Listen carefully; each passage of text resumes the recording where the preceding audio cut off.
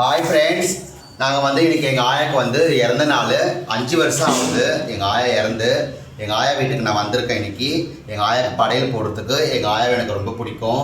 எங்கள் ஆயா தான் எங்களை வளர்த்தாங்க. சின்ன வயசில் 3:30 மணிக்கு ஸ்கூல் விடுவாங்க, 4 மணிக்கு வருவோம்.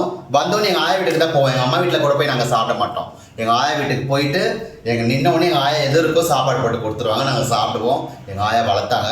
எங்கள் ஆயா ரொம்ப பிடிக்கும். எங்கள் தாத்தாவையும் ரொம்ப பிடிக்கும். அவங்களுக்கு இன்றைக்கி இறந்த நாள்னால அவங்க இங்கே நாங்கள் படையல் போட்டிருக்கோம். என்னென்ன நீங்களே பாருங்கள். மீன் வறுவல், ஆம்லேட்டு, அவங்களுக்கு பிடிச்சது தான். வடை பண்ணியிருக்கோம், மெது வடை, தயிர் சாதம், முருங்கை கத்திரிக்காய் போட்டு காரக்குழம்பு, வெத்த சாப்பாடு, சிக்கன் ரைஸ் மட்டும் கடையில் வாங்கிட்டோம். இது அவங்களுக்கு பிடிக்கும். அதே மாதிரி வெள்ளை சிப்ஸு,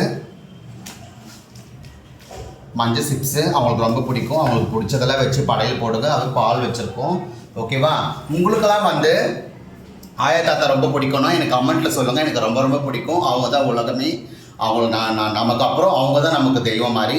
அவங்கள வணங்குங்க. அவங்கள இருக்கும் போதும் வணங்குங்க, இல்லாதப்பையும் வணங்குங்க. அவங்க தான் தெய்வம். ஓகேவா? கமெண்ட் எனக்கு சொல்லுங்கள் யாருக்கெல்லாம் பிடிக்கும்னு. ஓகே, பாய்.